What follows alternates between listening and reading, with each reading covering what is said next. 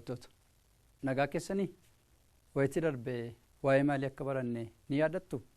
Barnoota keenya wayitii darbee keessatti mata duree dhukkuba beeladootaa jedhu jalatti miidhaa dhukkubi beeladootaa qaqqabsiisu, karaalee dhukkubi beeladootaa itti daddarbuu fi dhukkuba beeladootaa keessaa dhukkuba raammoo turuu, dhukkuba abbaa sangaa fi dhukkuba gandii fudhachuudhaan sababoota, mallattoolee, akkaataa daddarbinsaa fi akkaataa ittisa isaanii irratti xiyyeeffachuun barachuun keenya ni yaadatama. Barnoonni keenya irraa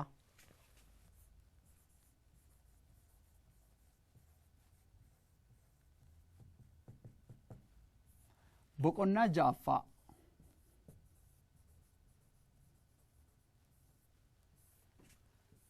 naannoo jedhu kan eegallu yoo ta'u, barnoota keenya irraa keessatti kaayyoleen gooree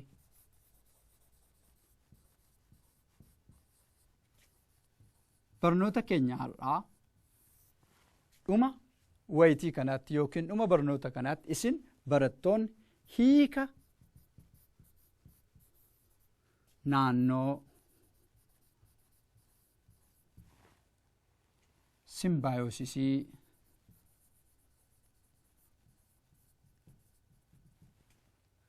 sirnakkoo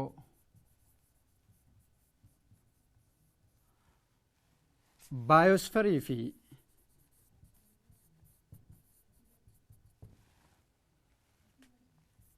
qabattoota fiizikaalaa kennitu jechoota ijoo naannoo simbaayosisii sirnakkoo baayosferiif qabattoota fiizikaalaaf baayoloojikaalaa jedhamaniif hiika laattu. Lammaffaa akaakuu sirnakkoo adda baafattu.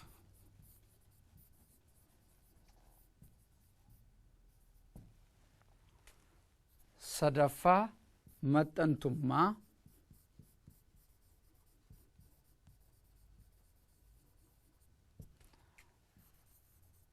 hariiroo baayoloojikaalawaa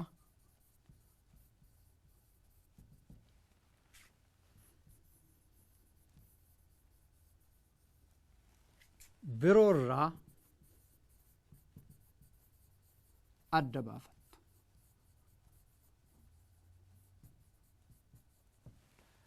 Egaan barattoota barnoota keenya guyyaa irraa keessatti jechoota naannoo simbaayosisii sirnakkoo baayosferii qabattoota fiizikaalawaaf baayoloojikaalawaa jedhamaniif hiika laannaa. Akaakuu sirnakkoolee jiran adda baasnaa. Akkasumas hariiroo baayoloojikaalawaa maxxantummaa jedhamu hariiroo baayoloojikaalawaa kanneen biroorraa adda baasuutu nurraa eegama. Naannoon maali?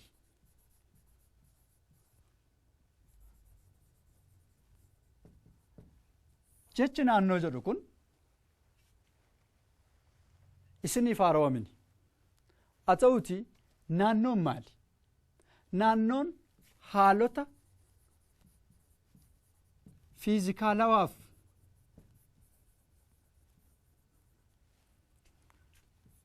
baayoloojikaalawaa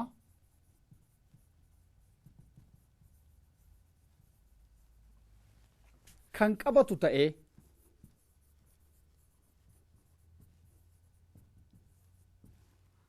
bakka orgaanizimoonni jiraatan.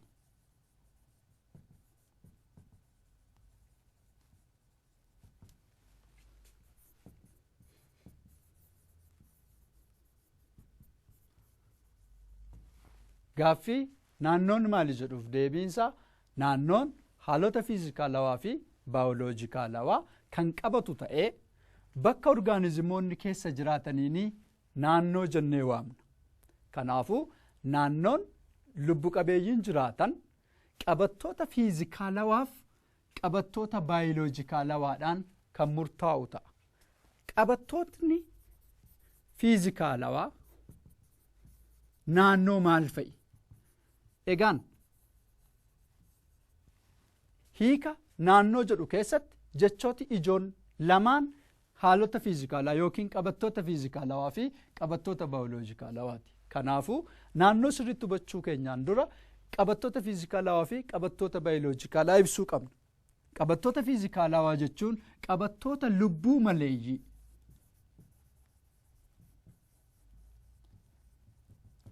naannoo keessatti argaman kanneen akka qilleensa, bishaan, biyyee fi kan kana fakkaatan qabattoota fiizikaalawaa naannoo jennee waamna. Kanaaf naannoon lubbu qabeeyyiin tokko keessa jiraatu qabattoota lubbu maleeyyii qabattoota fiizikaalawaa jedhaman kan akka qilleensaa, kan akka bishaanii fi biyyee irratti kan hundaa'u ta'a. Qabattoonni baayoloojikaalaa ammoo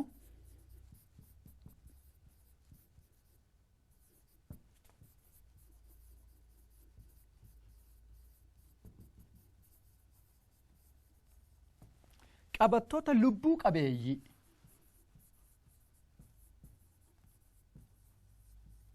naannoo lubbu qabeeyyiin keessa jiraatanitti argamanidha. Qabattooti baayoloojikaalawaa wantoota lubbuu qaban naannoo lubbu qabeeyyiin jiraatanitti argaman biqiloota, bineeldota, orgaanizimoota seelqeenxee fi kan kana fakkaatan qabattoota baayoloojikaalawaa naannoo jennee waamna. Kanaaf naannoon haalota fiizikaalawaa fi baayoloojikaalaa kan qabatu ta'ee bakka orgaanizimoonni keessa jiraatanidha. Bakki orgaanizimoonni keessa jiraatan naannoon qabattoota fiizikaalawaa fi qabattoota baayoloojikaalaa inni of keessaa qabu irratti hundaa'a jechuudha. Jechi ikooloojii jedhu ammas isiniif haarawamin hiikuu waan nurra jiraatuuf garuu haa hiiknu. Ikooloojiin damee baayoloojii hariiroo lubbu qabeeyyiin naannoo isaanii wajjin qaban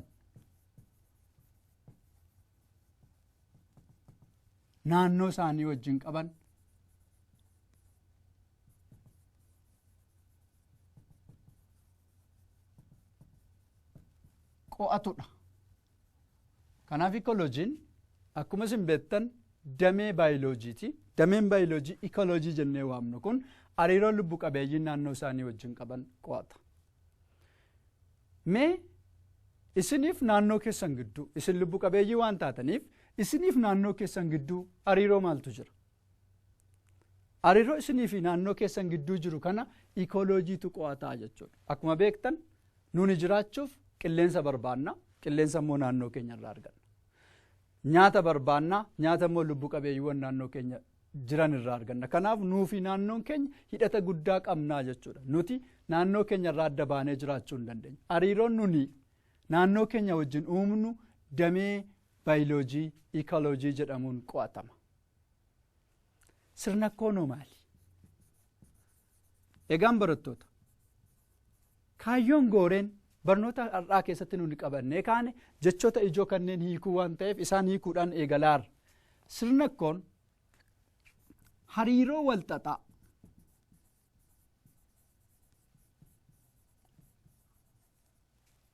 hawaasni lubbu qabeeyyii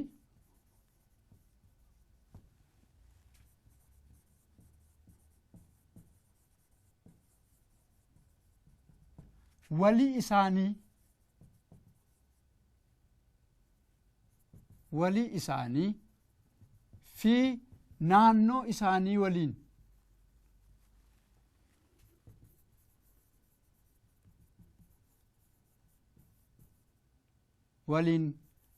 qabanidha. Sirna koo kan nuti jennu hariiroo walxaxaa hawaasni lubbu qabeeyyii walii isaa wajjin akkasumas naannoo isaa wajjin uumu sirna koo jennee waamna. Akkuma sila jennee kutaa 7tti akkuma barattan hawaasa jechuun lubbu qabeeyyiiwwan sanyii adda addaa naannoo tokko waliin jiraatan yoo ta'an isaan walii isaanii wajjin akkasumas naannoo keessa jiraatanii wajjin hariiroon isaan uuman sirnakkoo jennee waamna. Hariiroon lubbu qabeeyyii gidduutti uumamu hariiroo baayoloojikaalawaa jedhama.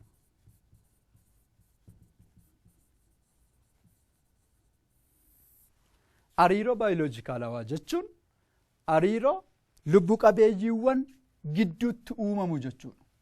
Lubbu qabeessi lubbu qabeessaa wajjin fakkeenyaaf hariiroon nuuf biqiloota gidduutti uumamu hariiroo baayoloojikaalawaati. Hariiroon bineeldonni garaagaraa walii isaanii wajjin uuman hariiroo baayoloojikaalaati. Kanaaf hariiroon baayoloojikaalawaa maali? Akkuma maqaa isaarraa hubannu hariiroo lubbu qabeeyyiiwwan gidduutti uumamudha. Sirnakkoon hariiroo baayoloojikaalawaa irraa gargari. Sababiinsaa sirnakkoo kan nuti jennu hariiroo walxaxaa hawaasni walii isaa wajjin akkasumas naannoo dabalate qabu yoo ta'u, hariiroo kana keessaa hariiroon baayoloojikaalawaa hariiroo lubbu qabeeyyiin walii isaanii qaban irratti xiyyeeffata. Hariiroon baayoloojikaalawaa simbaayosisii jedhaman jiru.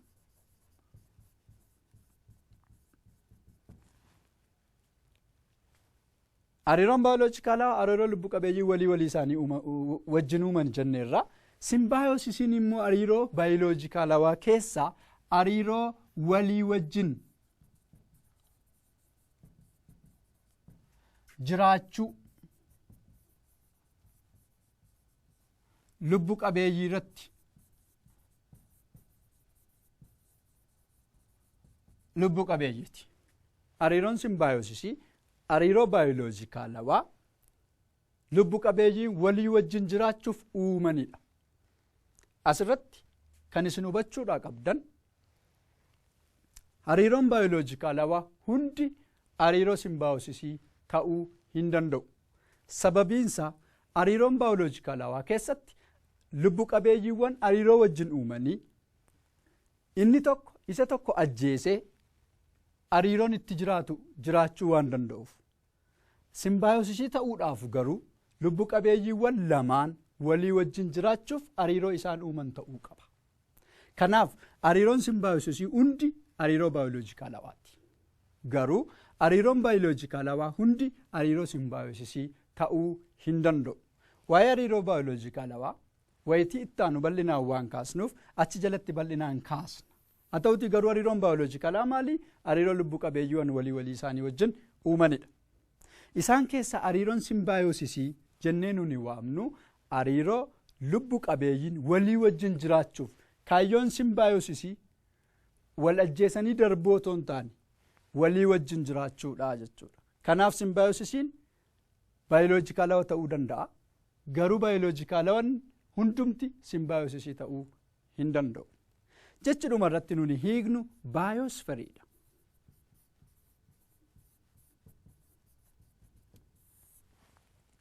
Amma yoona jechoota garaagaraa hiikuu keenya hin dagatiina. Baayosferiin maquma isaarraa hubachuu akka dandeessan baayofisferiirraa jecha dhufe waan ta'eef dachee kanarra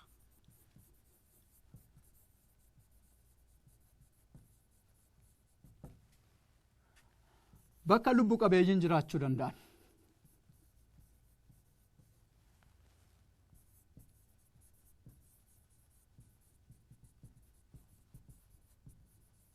jiraachuu danda'an baayosferii jennee waamna. Dachee kanarratti lafa lubbu qabeeyyiin jiraachuu danda'u kamiyyuu baayosferii jennee waamna. Fakkeenyaaf lubbu qabeeyyiiwwan biyyee keessa ni jiraatu. Kanaafuu biyyeen baayosferii ta'uu danda'a jechuudha. Lubbu qabeeyyiiwwan bishaan keessa ni jiraatu. Kanaafuu bishaan baayosferii ta'uu danda'a jechuudha. Lubbu qabeeyyiiwwan qilleensa keessa jiraachuu danda'u. Kanaafuu qilleensi baayosferii ta'uu danda'a jechuudha. Baayosferii yoo jennu lafa lubbu qabeessi itti argamuu danda'u jechuudha. Walumaa galatti hiikni jechoota bu'uuraa boqonnaa kana keessatti nuti ilaalluu warra kana ta'a. Mee ja'a tuqaa tokko waa'ee sirnakkoo gadi fageenyaan haa barannu. Sila sirnakkoo hiikneerra. Sirnakkoon maali jennee? Sirnakkoon hariiroo walxaxaa hawaasni lubbu qabeeyyii walii isaa wajjin akkasumas naannoo isaa wajjin uumuudhaan. Kanaafuu sirna akkoo keessaaf lubbu qabeeyyiinis jiru lubbu maleeyyiinis jiru jechuudha. Sirna akkoon kun qabattoota fiizikaalaa fi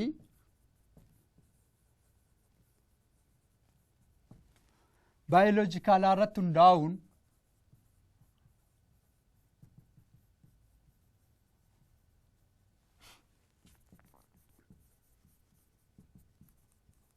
sirna akkoon qabattoota fiizikaalawaa fi baayoloojikaalawaa of keessaa qabu irratti hundaa'uun bakka lamatti qoodama.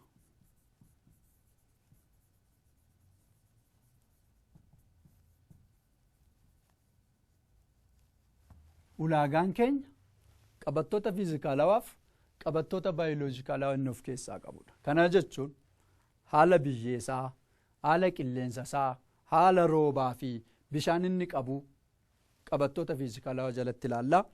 Lubbu qabeeyyiiwwan inni of keessaa qabu irratti hundoofnee sirna akkoo bakka lamatti qoonna. Isaanis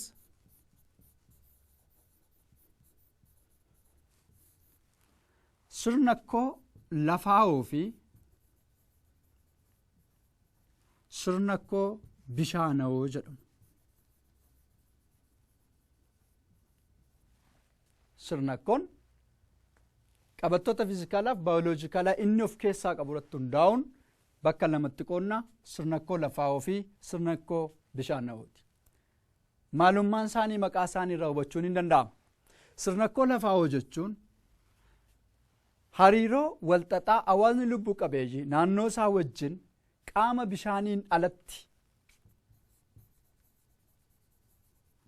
bishaaniin alatti uumu sirna akkoo lafaa'oo jedhamu. Fakkeenyaaf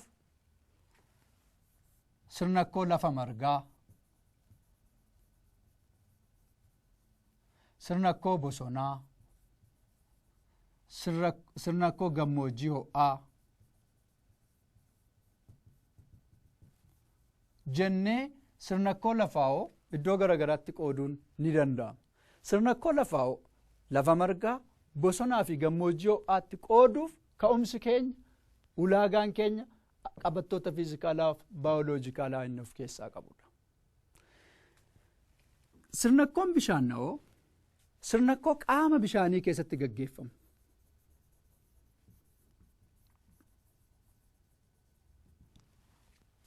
Kanaaf sirna akkoo kan akka sirna akkoo haroo, sirna akkoo garbaa, sirna akkoo galaanaa fudhannee sirna akkoo bishaanii jalatti ramaduu dandeenya. Akkuma sila irra deddeebiin kaasaa jiru sirna akkoo iddoo lamatti qooduu keenyaaf sababni keenya qabattoota fiizikaalaaf baayoloojikaalaa inni of keessaa qabu. Kanaaf lubbu qabeeyyiiwwan yookiin amaloota bishaan inni of keessaa qabuun sirna akkoon haroo, sirna akkoo garbaarraa, sirna akkoon garbaas sirna akkoo galaanaarraa garaagarummaa qabu. Kanaafidha sirna akkoo bishaanii jalatti sirna akkoowwan kana tarreessuun kan barbaachiseef. Walumaa galatti sirna akkoon qabattoota fiizikaalaaf baayoloojikaalaa qabuun bakka lamatti qoonneerraa sirna akkoo lafaa'oo kan qaama bishaaniin alatti gaggeeffamu yookiin raawwatamuu fi sirna akkoo bishaanawoo kan qaama bishaanii keessatti raawwatamu.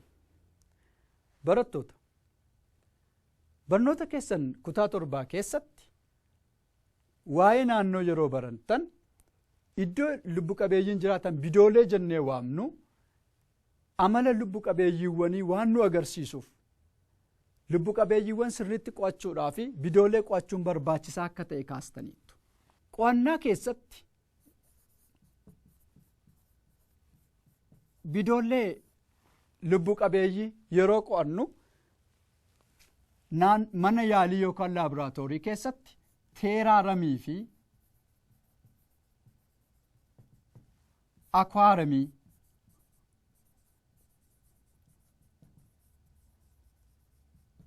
qopheessinee amala lubbu qabeeyyiin iddoo jireenya isaaniitti agarsiisan waa'ee wal hormaata isaanii ta'uu danda'a, akkaataa soorannaa isaanii ta'uu danda'a, akkaataa guddina isaanii ta'uu danda'a qo'achuu dandeenya.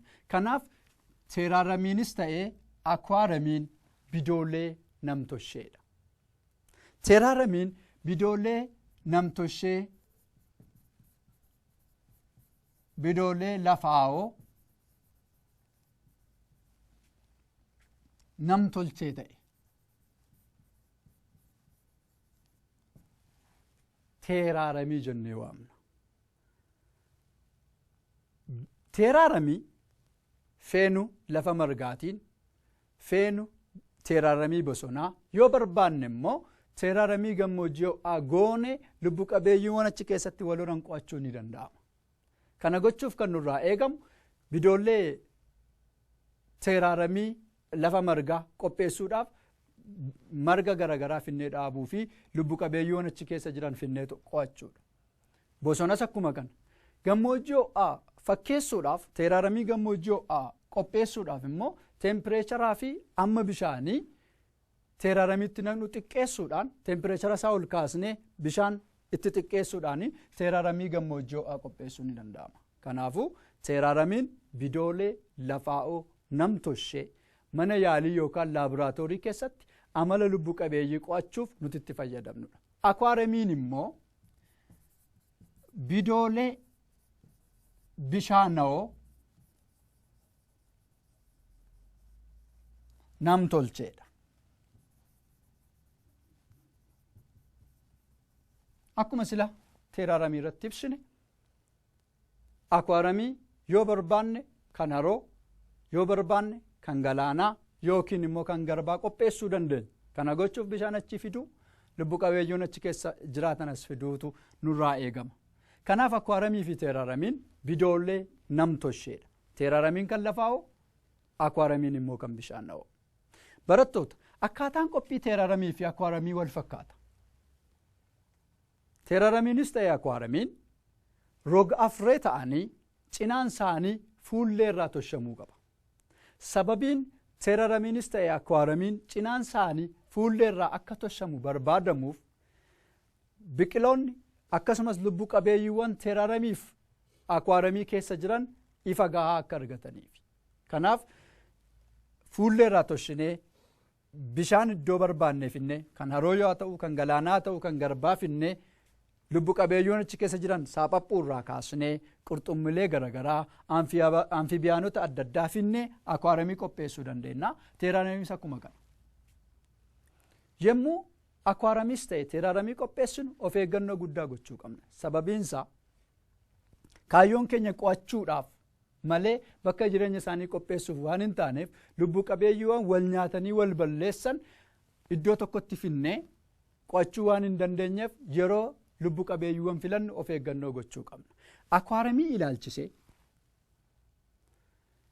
bishaansaa yeroodhaa gara yerootti haareffamuu qaba. Sababiinsaa lubbu qabeeyyiiwwan achi keessatti du'an tortoranii summaa'uudhaan lubbu qabeeyyiiwwan warra biraa hafan akka hin miineef. Barattoota akwaaramiif teeraaramii gargar baafattaniitu abdii jedhuun qaba. Akkasumas akaakuuwwan sirnakkoo lamaan sirnakkoo lafaa'oof sirnakkoo bishaanawoo adda baastaniitu abdii jedhuun qaba. Kitaaba keessan fuula 119 irra gabatee 6.1 kan sirnakkoolee lafaa'oo fi bishaanawoo wal bira qabuun qabattoota fiizikaalawaa fi qabattoota baayoloojikaalawaa isaan keessa jiran tarreessu sirriitti dubbisaa. Achumaanis qabattoonni fiizikaalawaa fi qabattoonni baayoloojikaalawaa sirnakkoowwan kan akkamitti akka adda baasan akka hubattan barbaada. Itti fufuudhaan 6.2 hariiroo baayoloojikaalawaa eegalla.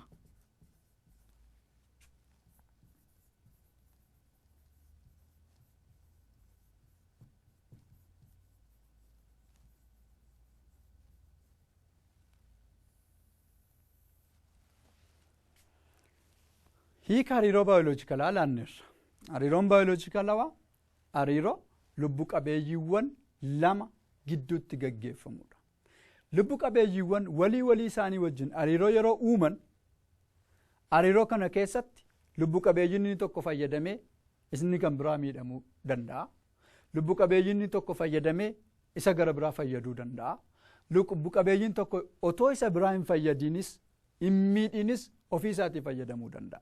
Kanaaf miidhaa fi faayidaa lubbu qabeeyyiiwwan walii isaanii wajjin hariiroo uuman argatan irratti hundaa'uun akaakuu hariiroo baayoloojikaalawaa adda addaa qabna. Fakkeenyaaf maxxantummaa,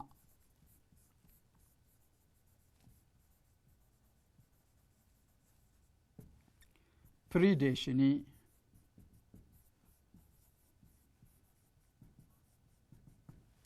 walutubbii,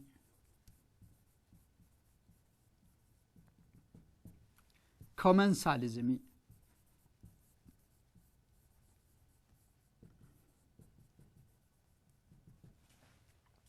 Hariiroowwan baayoloojikaalawaa maxxantummaa, pirideeshinii, walutubbii fi komensaalizimii jedhaman kitaaba keessanitti bal'inaan dhiyaataniiru. Kanaaf hariiroon tokko isa tokkorraa faayidaa fi miidhaa lubbu qabeeyyonni hariiroo walii isaanii uuman gidduutti uuman argatan irratti hundaa'uun garaagarummaa qaba. Barnoota keenyarraa keessatti waa'ee maxxantummaa qofa ilaalla. Yeroo keenyaa wajjin deemuuf hariiroowwan baayoloojikaalawaa afan pirideeshinii, walutubbii fi komensaalizimii wayitittaanu kan barannu yoo ta'u, har'aaf maxxantummaa ilaalla.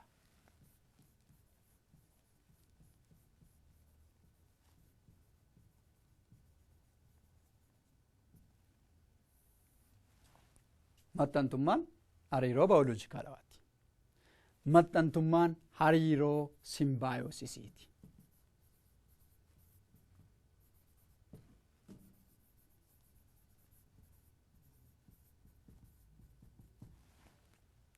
Hariiroo baayoloojikaalawaatis akkuma kana hariiroo simbaayosisiitis. Kana jechuun maal jechuudha? Hariiroo simbaayosisii sila yeroo hiikne hariiroo lubbu qabeeyyiiwwan sanyii garaagaraa lama gidduutti gaggeeffamu ta'ee lamaan isaanii walii wajjin jiraachuuf hariiroo uumanidha. Kanaafuu maxxantummaa keessatti lubbu qabeeyyiiwwan hariiroo uuman kaayyoon isaanii inni galmi isaanii inni dhumaa walii wajjin jiraachuudha jechuudha. Hariiroo kana keessatti lubbu qabeessi hariiroowwan uuman hariiroo maxxantummaa uumuuf lubbu qabeeyyii gosa lama yookaan sanyii lama nu barbaachisaa. Lubbu qabeeyyiiwwan sanyii lamaan keessaa lubbu qabeeyyiin inni tokko fayyadamaadha.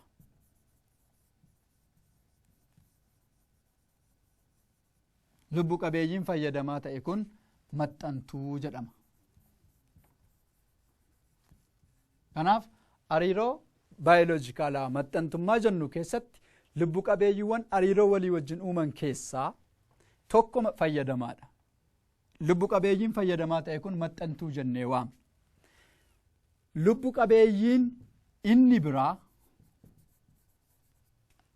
miidhamaadha.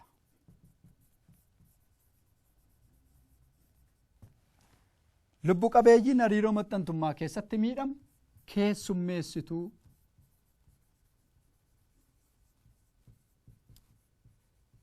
jedhama. Kanaafuu hariiroo maxxantummaa keessatti hariiroon kan uumamu maxxantuuf keessummeessituu gidduutti. Hariiroo kana keessaa maxxantuun ni fayyadamaa, keessummeessituun immoo ni miidhama. Barattoota, lubbu qabeeyyiiwwan keessummeessituuf maxxantuu ta'an ilaaluudhaan adda baasuun ni danda'ama. Ulaagaa nun ittiin adda baasnu keessaa inni jalqabaa hamma isaaniiti. Yoomiyyuu hariiroo maxxantummaa keessatti keessummeessituun hamma yoo jennu saayizii jechuu keenya guddina qaamaan jechuu keenya hammaan maxxantuurra caaluu qaba. Keessummeessituun hammaan maxxantuurra caaluu qaba. Kanaafuu maxxantuun xiqqoo yoo taatu keessummeessituun guddaadha jechuudha. Lammaffaa baay'inaan maxxantuun keessummeessituurra caaluu danda'a. Kana jechuun keessummeessituun tokko maxxantuuwwan hedduu yeroo tokko keessummeessuu ni danda'a jechuudha. Maxxantoota gosa lamatu jiru.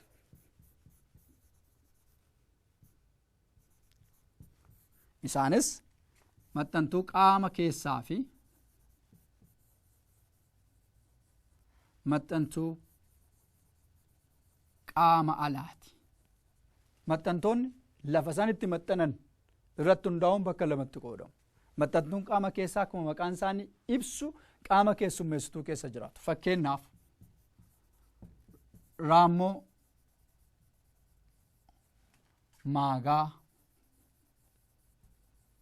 raammoo minnii raammoo hokkoo kan kana fakkaatan maxxantoota qaama keessaati. Maxxantoonni qaama alaa immoo fakkeenyaaf injiraan, silmii fi kan kana fakkaatan maxxantoota qaamaan alaati. Egaan barattoota hariiroo maxxantummaa keessatti maxxantuun yeroo hunda fayyadamaadha. Maal fayyadamaa? Iddoo jireenyaa argachuu danda'a, nyaata argachuu danda'a. Keessummeessituun miidhamaadha. Maaliif miidhamaadha? Tokkoffaa nyaata qaama isaa keessaa jalaa hir'ata yookaan maxxantuudhaan jalaa saamama.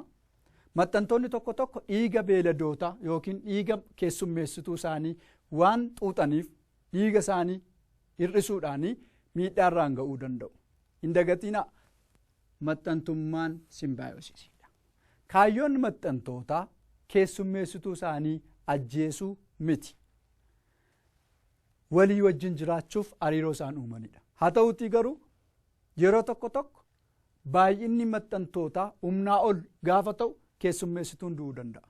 Kana jechuun hariiroo simbaayosii ta'uu dhiisa jechuu mini. Kan isin hubachuudhaa qabdan maxxantuun keessummeessituu wajjin hariiroon isheen uumtu hariiroo walii wajjin jireenyaati. Haa ta'uutii keemikaalota garaagaraa qaama isaanii keessatti facaasuurraa kan ka'e baay'inaan nyaataa fi qaamolee isaanii qooddachuurraa kan ka'e keessummeessitoonni miidhamuu danda'u. Innis kun dabalataan waan dhufe malee simbaayosii ta'uu kan hambisu mini jechuudha. Gabaabumatti silmiin sa'a ajjeesuun barbaaddu. Sababiinsaa sa'i kan du'u yoo ta'u silmiinis itti fuftee waan duutuuf jechuudha. Egaan barattoota marsaa jireenyaa raammolee minnii fi raammoo ookkoo kitaaba keessatti ibsame dubbisuudhaan adda baafachuu yaala. Raammoo minni foon dheedhii, booyyee fi saawwaa nyaachuudhaanii gara namaatti kan daddarban yoo ta'u, raammoon ookkoo immoo qaama miila qullaa uruudhaan seenuun marsaa dhiigaa qabatanii kan miidhaa qaqqabsiisan ta'a jechuudha. Walumaa galatti barnoota keenyarraa keessatti jechoota ijoo naannoo, sirnakkoo, ikooloojii, simbaayosisii, hariiroo fiizikaalaa, hariiroo baayoloojikaalaa jedhamaniif hiika laanneerra. Sirnakkoo akaakuusaa qabattoota fiizikaalaaf baayoloojikaalaa irratti hundaa'uudhaan sirnakkoo lafaa'uuf sirnakkoo bishaanawoo jennee lamatti qoonneerra. Seeraramii fi akkaaramii gargar baasneerra. Hariiroon baayoloojikaalawaa hariiroo lubbu qabeeyyii gidduutti uumamu ta'uusaa ilaalleerra. Kana keessaa maxxantummaa ilaaluuf yaalleerra. Hariiroo maxxantummaa keessatti lubbu qabeeyyii hariiroo uuman keessaa tokko maxxanaan fayyadamaadha, keessummeessituun immoo miidhamaadha. Haa ta'uutii garuu hariiroon maxxantummaa hariiroo simbaayosisiitii jenna. Maxxantoonni gosa lamatu jiru, qaama keessaaf qaama alaa. Warri qaama keessaa qaama keessa jiraatu, warri qaamaan alaa immoo qaamaan ala jiraatu. Egaan barattoota barnoota keenyarraa asuma irratti yoo goolabnu wayitii ittaan pirideeshinii, walitubbii fi komensaalizimii bal'inaan ilaaluuf jaalla. Amma wayitii ittaan wal arginutti nagaan tura.